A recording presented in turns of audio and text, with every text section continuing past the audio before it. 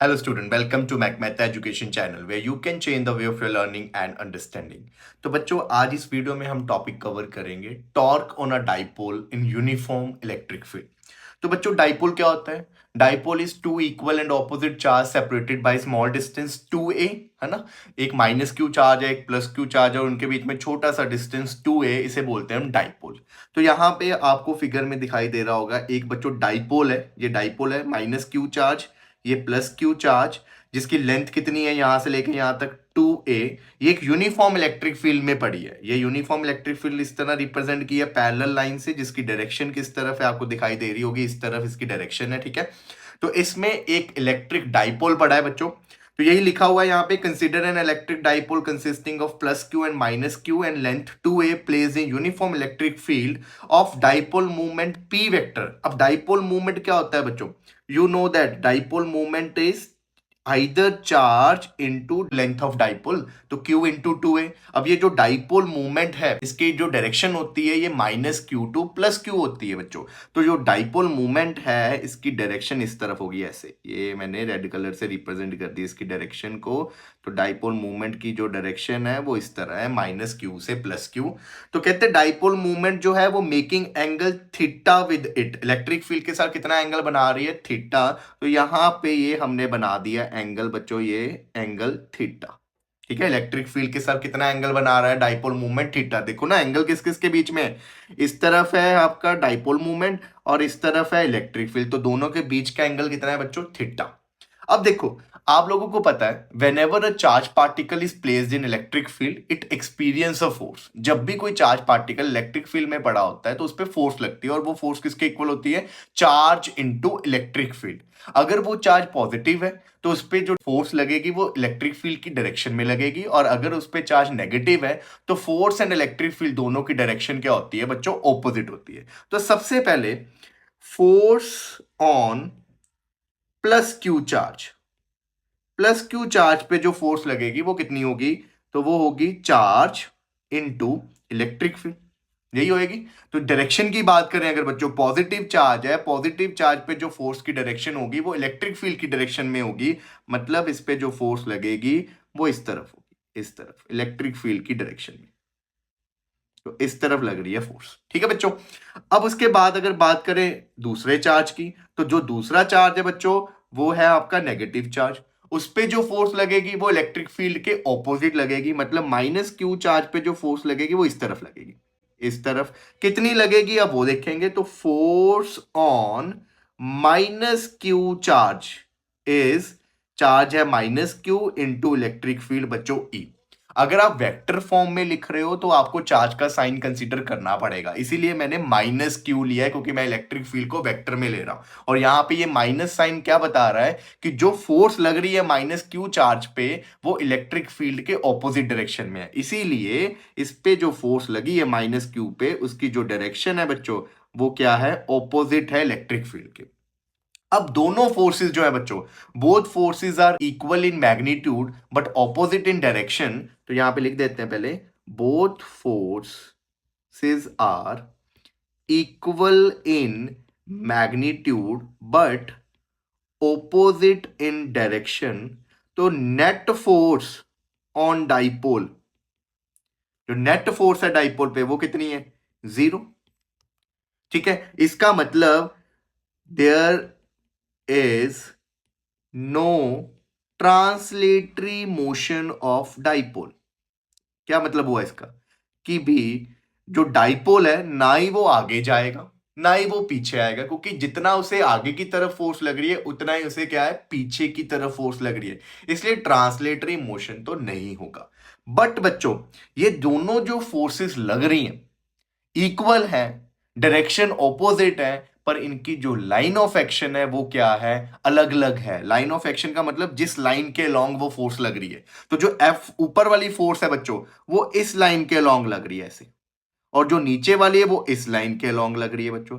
तो both forces are equal and opposite but having different line of action. जब ऐसा हो तो क्या बन जाता है? कपल बन जाता है। और अगर कपल है तो वहां पे टॉर्क भी जरूर होगी। तो यहां पे ये चीजें लिख देते हैं, ठीक है। Both forces have different line of action, ये लिखना पड़ेगा, ठीक है आपको। So they form couple, hence torque is acting on dipole. तो डाइपोल पे क्या लगेगी? टॉर्क बच्चों। और टॉर्क का फॉर्मूला क्या होता है? टॉर्क का फॉर्मूला होता है either force into perpendicular distance between them. कोई भी एक फोर्स का मैग्नीट्यूड ले लो आप, और साथ में क्या है, दोनों फोर्सेस के बीच का परपेंडिकुलर डिस्टेंस। तो फोर्स तो आपको पता ही क्या है, क्यू इंटू ई। मैग्नीट्यूड लेना है इसलिए साइन नहीं लेंगे, सिर्फ क्यू इंटू ई। फोर्स है क्यू इंटू ई, पर परपेंडिकुलर डिस्टेंस दोनों में कितना है? तो उसके लिए देखो बच्चों, अब ये है पहली फोर्स इस तरफ, ये दूसरी फोर्स की लाइन है, इनके बीच का आपने परपेंडिकुलर डिस्टेंस देखना है। तो उसके लिए मैंने क्या किया, यहां पे एक परपेंडिकुलर ड्रॉ किया। पहले सबसे पहले यहां से ये मैंने एक परपेंडिकुलर ड्रॉ किया, ये कर दिया ड्रॉ परपेंडिकुलर बच्चों डॉटेड लाइन के साथ, ठीक है। ये रिप्रेजेंट कर रहा है बच्चों इसकी line of action, red colour से मैंने लाइन ऑफ एक्शन शो कर दी। तो देखो दोनों फोर्सेस के बीच का जो परपेंडिकुलर डिस्टेंस है बच्चों, वो कौन सा है? ये वाला डिस्टेंस है ना दोनों के बीच का परपेंडिकुलर, दिस वन। डार्क कर दिया थोड़ा सा मैंने, ठीक है, या डार्क लाइन से ही बना देता हूं इसे मैं। So this is the perpendicular distance बच्चों, ये वाला। ये कैलकुलेट करना है आपने, ये वाला। ये है परपेंडिकुलर डिस्टेंस x। कैसे कैलकुलेट करेंगे? उसके लिए लुक एट द ट्रायंगल। इस ट्रायंगल को देखिए, ये वाले ट्रायंगल, है ना। तो इस ट्रायंगल में बच्चों ये एंगल 90 का है, ठीक है। अगर ये वाला एंगल थीटा है बच्चों, तो ये वाला एंगल नीचे भी कितना होएगा? ये भी तो थीटा ही होगा। देखो this one this one this one, ये यहाँ पे ये लाइन बेस के क्या है? पैरेलल। अगर इसके साथ एंगल हाइपोटेन्यूज का थीटा है, तो इसके साथ भी कितना होगा? Theta, corresponding angle. तो इट मींस ये वाला एंगल यहाँ पे कितना है बच्चों? थीटा, ठीक है। अब आपके पास, आपने परपेंडिकुलर कैलकुलेट करना है। आपके पास हाइपोटेन्यूज की वैल्यू ऑलरेडी गिवन है, कितनी है? 2a। तो परपेंडिकुलर और हाइपोटेन्यूज किससे रिलेट होते हैं? साइन फंक्शन से बच्चों। तो साइन फंक्शन की हेल्प से आप इनको रिलेट करिए। तो आपको पता है जो साइन थीटा होता है वो किसके इक्वल होता है? Perpendicular upon hypotenuse. Perpendicular is x, hypotenuse is what? Hypotenuse is 2a। यही है ना। परपेंडिकुलर आपका ये x है, और हाइपोटेन्यूज क्या है आपका? 2a, ठीक है। तो यहां पे वैल्यूज को पुट किया, यहां से आपने x निकाल दिया। x कितना आ गया? 2a साइन थीटा, ठीक है। अब टॉर्क क्या था? Torque is either force, force थी आपकी q इंटू ई, परपेंडिकुलर डिस्टेंस था x। तो इसी को आगे लेके आते हैं। सो torque is Q E into x, x की जगह क्या आ गया यहाँ पे? 2a साइन थीटा बच्चों। समझ लगी ये बात? उसके बाद देखिए, अब ये टॉर्क, ये q इंटू 2a मैंने आगे लिख दिया, फिर e sine theta. q into 2a starting में मैंने आपको बताया था, q into 2a is what? Dipole movement. तो यहाँ पे इसकी जगह p आ गया, p e साइन थीटा। उसके बाद आपको पता है ए बी साइन थीटा। आप A vector cross B vector को लिख सकते हो ए बी साइन थीटा। तो यहाँ पे पी ई साइन थीटा को क्या लिख सकते हो आप? P vector cross E vector बच्चों। तो दिस इज वेक्टर फॉर्म, ठीक है। तो टॉर्क निकालने का formula is P E sine theta, where theta is angle between dipole movement and electric field, ठीक है। अब बच्चों आते हैं कुछ स्पेशल केसेस की तरफ। तो स्पेशल केस में नंबर 1, अगर थीटा जीरो हुआ। थीटा जीरो का मतलब क्या है? कि dipole is parallel in electric field. देखो फिगर को, अगर थीटा जीरो है तो ये जो डाइपोल ऐसे पड़ा है, थीटा जीरो का मतलब ये डाइपोल कैसे हो जाएगा? ऐसे हो जाएगा, इस तरह।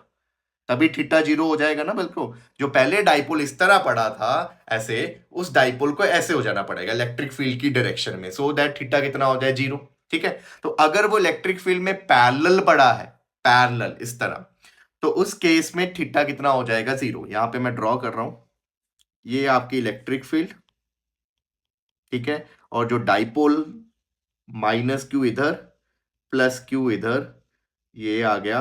सो दैट डाइपोल मूवमेंट की डायरेक्शन जो है वो इलेक्ट्रिक फील्ड की डायरेक्शन में है। तो थीटा जीरो, अगर थीटा जीरो हो गया बच्चों, तो टॉर्क कितना हो जाएगा? P E sine zero. Sine zero कितना होता है बच्चों? जीरो, तो टॉर्क कितनी आ गई? जीरो। तो इस पोजीशन पे बॉडी पे ना ही तो नेट फोर्स लग रही है, ना ही बॉडी पे टॉर्क लग रही है, तो हम बोलेंगे ये इक्विलिब्रियम पोजीशन है बच्चों, जिस पे बॉडी पे ना ही फोर्स लग रही है और ना ही टॉर्क लग रही है। और ये पर्टिकुलर केस को हम बोलते हैं बच्चों स्टेबल इक्विलिब्रियम। क्या बोलते हैं? स्टेबल इक्विलिब्रियम, जब थीटा कितना हो? जीरो। अब बढ़ते हैं सेकंड केस की तरफ बच्चों। तो सेकंड केस में आपका जो थीटा होगा वो होगा 180। मतलब अब जो डाइपोल है इज एंटी पैरेलल। ठीक है, एंटी पैरेलल है। अब anti parallel in electric field. अब एंटी पैरेलल का मतलब क्या होगा कि ये रहा आपकी इलेक्ट्रिक फील्ड इस तरह, आप माइनस क्यू चार्ज इधर है, अब प्लस क्यू चार्ज इधर है, ये बना दिया मैंने यहाँ पे dipole movement vector P vector, जो माइनस क्यू से प्लस क्यू होता है। तो dipole movement vector and electric field both are in opposite direction ना, तो इस केस में जो थीटा है वो कितना आ गया? 180। मतलब आपने इस तरह डाइपोल को घुमाया है, अब ऐसे घुमा दिया कि इलेक्ट्रिक फील्ड की डायरेक्शन इधर थी, आपने डाइपोल को इधर घुमा दिया, टोटल एंगल कितना हो गया? 180 डिग्री। ठीक है, तो यहां पे अब अगर देखें तो साइन 180 भी कितना होता है? जीरो। तो टॉर्क जो पी ई साइन 180 आएगा, तो इस केस में भी टॉर्क कितनी है बच्चों? जीरो है। बट इस कंडीशन को, इक्विलिब्रियम तो है ये, पर इस कंडीशन को बच्चे बोलते हैं अनस्टेबल इक्विलिब्रियम। तो ये भी याद रखना। ठीक है, this is unstable equilibrium. And पिछली वाली जो थी वो स्टेबल इक्विलिब्रियम थी। क्यों बोला जाता है स्टेबल इक्विलिब्रियम पिछली वाली को? क्योंकि अगर आप डाइपोल को फ्रीली छोड़ोगे ना तो वो केस नंबर 1 वाली सिचुएशन में आएगा। मतलब वो अपने आप को हमेशा ऐसे अलाइन करेगा कि electric field and dipole movement both are in same direction, इसलिए उसको स्टेबल इक्विलिब्रियम बोलते हैं। ठीक है, अब बढ़ते हैं केस 3। केस 3 में होगा थीटा 90। थीटा 90 का मतलब क्या है कि अब इलेक्ट्रिक फील्ड इस तरह और डाइपोल मूवमेंट इस तरह, ये माइनस क्यू ये प्लस क्यू, डाइपोल मूवमेंट ऊपर की तरफ, पी वेक्टर ऊपर है, इलेक्ट्रिक फील्ड इस तरफ है, दोनों के बीच का एंगल 90। अब साइन 90 की बात करें, यहां पे निकाल देते हैं, तो torque P E sine 90, sine 91 होता है। तो इस केस में जो टॉर्क होती है बच्चों वो मैक्सिमम होती है। तो अगर कभी भी बोला जाए मैक्सिमम टॉर्क कैलकुलेट करो, तो आप इट इज वेल अंडरस्टूड कि उस केस में थीटा कितना लेना है? 90। So this is all about torque experienced by an electric dipole in uniform electric field. अब बच्चों यहाँ पे डायरेक्शन भी आपको डायरेक्शन पता होनी चाहिए कि टॉर्क की डायरेक्शन कैसे निकलेगी। तो जो टॉर्क का फॉर्मूला है वो P क्रॉस E है ना। तो P क्रॉस E कैसे निकलेगी डायरेक्शन? आपने क्या करना है बच्चों? राइट हैंड लेना है अपना, राइट हैंड में P की डायरेक्शन से फिंगर्स को E की डायरेक्शन की तरफ लेके जाना। ध्यान से सुनना, फिंगर्स को P की डायरेक्शन से E की डायरेक्शन की तरफ लेके जाना है। ठीक है, और थंब जिस तरफ पॉइंट करेगा वो टॉर्क की डायरेक्शन बताएगा। तो आप अगर P की डायरेक्शन से फिंगर्स को E की तरफ ऐसे कर्ल करोगे इस तरह, तो आपका जो थंब है वो इस तरफ जा रहा है ना। देखो P इस तरफ था, इलेक्ट्रिक फील्ड इस तरफ है, तो P से E की तरफ मैंने फिंगर्स को कर्ल किया, थंब इनवर्ड जा रहा है, तो हम बोलेंगे जो टॉर्क है that is acting inwards into the plane of paper. Clear? तो डायरेक्शन के लिए यहां पे लिख देते हैं, for direction use right hand thumb rule. ठीक है, तो डायरेक्शन देखनी भी आपको आनी चाहिए। कुछ नहीं करना, फिंगर्स को P से इलेक्ट्रिक फील्ड की तरफ कर्ल कर लेना, थंब जिस तरफ पॉइंट होगा वो हमें टॉर्क की डायरेक्शन देगा। ठीक है,